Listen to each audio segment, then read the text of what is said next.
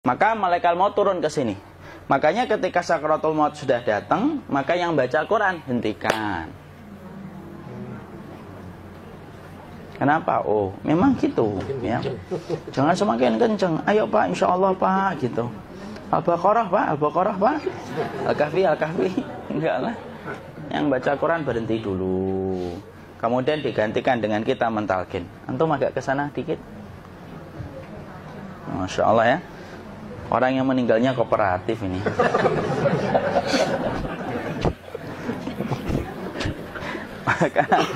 maka agak ke sini ya. Maka disunahkan kita untuk mentalkinnya.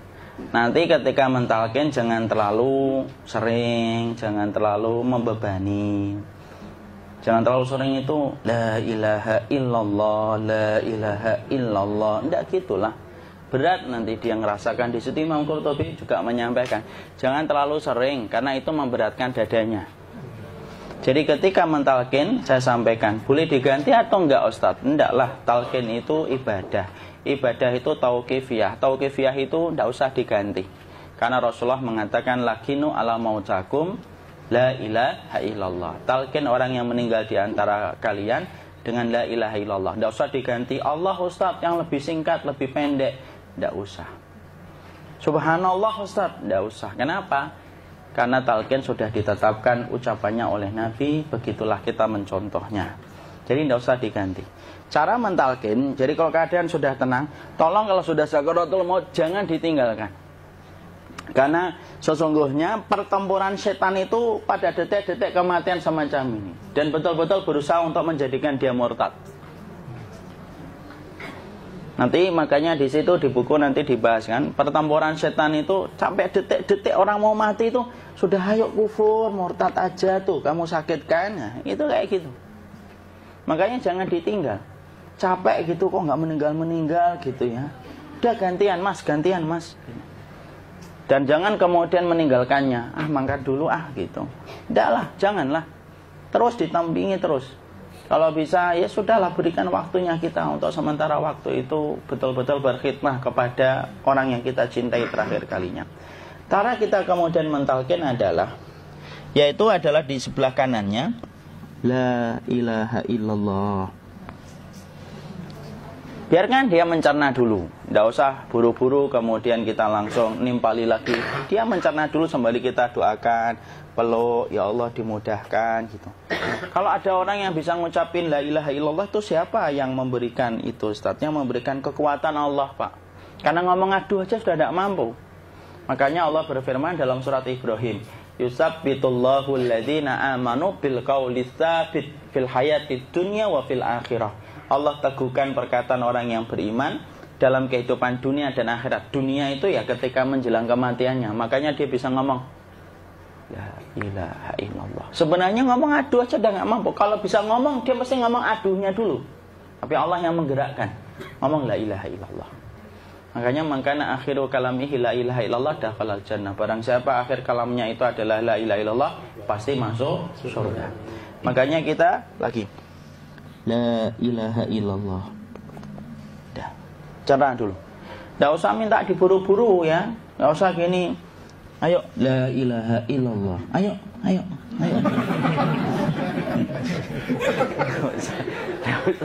Enggak usah gitu. Ya, biarkan dia pelan-pelan gitu. Ayo tapak, ya Allah capek saya Pak. Enggak usah gitu. Ya ucapkan la ilaha illallah. Kemudian dia mencerna. Lalu kalau dia sudah mengatakan, untuk mengatakan la ilaha illallah. Ya, kalau sudah mengatakan la ilaha illallah, berarti sudah. Tidak usah ditalkin lagi, tidak usah. Belum meninggal juga Ustaz? Tidak apa-apa, biarin aja. Dia di situ aja. Kecuali dia ngomong lagi dan gak usah diajak ngomong alhamdulillah ya Pak, ya Allah gitu. Terus dia jawab alhamdulillah ya. Itu berarti ucapan terakhirnya alhamdulillah. Atau ketika habis ditalkin la ilaha illallah, dia ngelihat air. Nah itu berarti ucapan terakhirnya air. Talkin lagi. Gak usah marah. Aduh Pak minta air. Kuncinya mau minta air nanti aja dikubur gitu loh. Jangan gitu. Biarin aja. Jangan kemudian setelah la ilaha illallah La ilaha illallah. Terus, ayo tutup, awas ya ngomong lagi ya. Nggak usah gitu juga. Maka kemudian setelah la ilaha illallah sudah, nggak usah diajak ngomong gitu. Terus kemudian nggak usah ada anaknya perempuan, ya Allah Pak, sudah bisa ngomong la ilaha illallah, usah gitu. Cukup dalam hati alhamdulillah gitu. Diam kita dengerin gitu. Disitulah nanti biasanya detik dia terakhir. Dia nanti ngeliat di sini Pak, prosesnya itu. Nanti kaki langsung sebagian jempol dingin dia. Kaki, telapak kakinya langsung kalau kita geningkan dingin kayak kaki yang kena AC langsung. Kemudian dia langsung ningkup gini. Dikit dia, mulai kaku dia. Atau kalau enggak, gini dia. Langsung kayak jatuh. Kayak kepala nanti yang paling terakhir, kepala itu pasti ada gerakannya Pak. Ini meninggal itu. Pasti gitu. Pasti gitu. Karena apa? Sudah tidak ada beban ruh yang menahannya.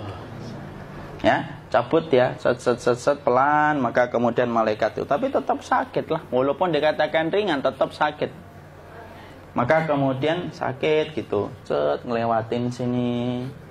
Jantung kemudian sudah tidak berfungsi. Kemudian ginjal Pak, ngelewatin ginjal tidak berfungsi. Bapak bayangkan kan, kalau yang pernah sakit batu ginjal Pak, sepakat nggak kalau kita batu ginjal itu sakitnya luar biasa Pak? Itu baru titik batu kecil di ginjal. Kita bisa bayangkan tiba-tiba ginjal tidak berfungsi. Sakitnya kayak apa Pak? Tiba-tiba ginjal nggak berfungsi, pankreas naik, kemudian tek jantung. Jantung ini dia masih hidup dia, di sininya masih hidup walaupun jantungnya sudah berhenti. Naik. Kemudian mata, dia ngelewatin mata. Organ tubuh yang paling setia sama ruh itu mata. Maka kemudian mata dia ngelihat dia, set. Ngelihat set keluarnya, set naik dia. Ya dilihat ini sama dia. Makanya Rasulullah mengatakan innar ruha idza qubida tabi'ahul basar. Ruh itu kalau dicabut, mata itu ngikutin kemana perjalanan ruh itu. Makanya ada yang meninggalnya gini. Ya itu bukan tanda su'ul khatimah. Itu tanda fitrahnya mata ngikutin ruh. Atau kemudian bukanya sedikit. Ada yang kayak senyum Pak. Ada yang kesini yang keringetan. Nah, itu tanda husnul khatimah. Ada yang senyum. Jadi sakitnya setelah selesai itu plong gitu loh. Makanya kemudian ada yang tersenyum. Maka itu tanda. Kalau kita ngelihat orang yang membuka mata kayak gini, tidak usah takut. Cepat-cepat kemudian kita nanti tutup. Biasanya kalau terlalu lama, itulah yang menjadikan ini tidak bisa ditutup. Makanya harus pakai kapas akhirnya. Karena apa? Karena pas meninggal nggak langsung ditutup. Biasanya karena perawat takut, dokternya juga nggak tahu itu, dibiarin itu. Makanya ada beberapa mata yang ditutup pakai tensoplas kan? Sebenarnya kalau langsung bisa nutup dia, fitrahnya nutup mata itu. Jadi kemudian kita baca Allahumma firlahu warhamhu wa'afihi wa'fuanhu atau bismillah wassalatu wassalamu ala rasulillah, tutup. Bismillah. Tidak usah takut. Kecuali buka lagi ya, ini baru kita kabur bareng. Kalau buka lagi Pak, insya Allah Pak, ya Allah ya kita kabur bareng-bareng Pak. Diusap Pak, diusap gini. Enggak disenggol gini enggak. Begini kan, sudah meninggal dunia. Tangan boleh begini, boleh diluruskan, enggak ada ketentuannya. Boleh gini, boleh kemudian lurus. Enggak usah disalahin kalau ada yang lurus. Lu itu tangannya gimana sih? Posisikan kayak sholat. Enggak ada perintah kayak gitu. Jadi kemudian dikondisikan saja. Terus maka kemudian dipijit-pijit, akiknya dikeluarin, kemudian jamnya dilepas, gigi palsunya dilepas kalau ada, ya. Kemudian apa setelah itu? Coba buku.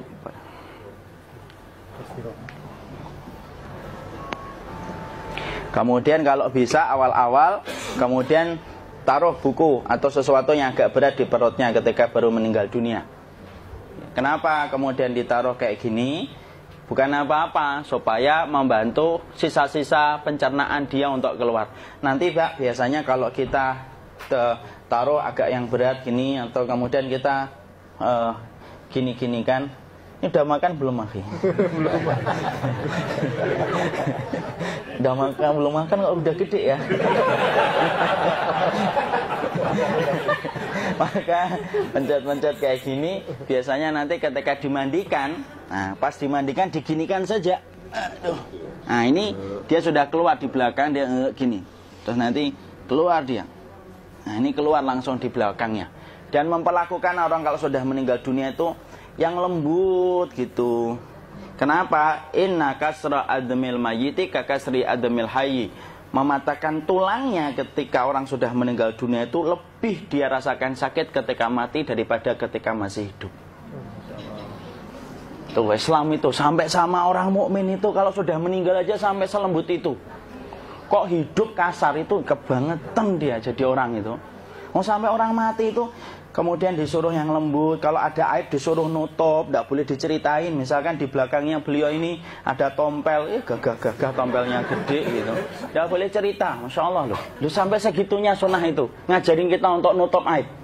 Kalau ada orang belajar sunnah sukanya buka aib, nyari-nyari kesalahan orang, sunnah yang mana dia pelajari itu saya bingung.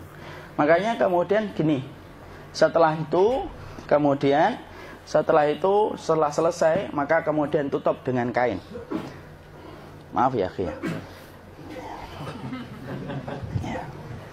ya. Nanti kalau nggak kuat napas ngomong ya. Maka ditutup kayak gini, ditempatkan kemudian jangan di tanah tapi di atas dipan. Karena apa?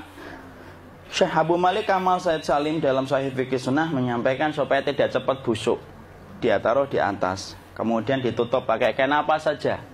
Ya, sembari nanti kita mempersiapkan tempat mandinya, tempat kafannya dan yang lain sebagainya. Maka kemudian kalau ada yang datang boleh dibuka. Kemudian kita menciumnya, mencium ininya apa? Kemudian keningnya. Kemudian kita berdoa, nutup lagi kayak Rasulullah ditutup, kemudian yang datang terakhir itu salah satunya Abu Bakar. Dibuka kemudian beliau, ya Allah ya Rasulullah, engkau adalah orang yang percaya hidup dan matimu, dan tidak mungkin Allah itu mematikan engkau 2 kali ya Rasulullah. Maka kemudian ditutup kembali. Saat itu para sahabat dalam keadaan mendung semuanya. Maka disitulah kita lakukan kayak gini.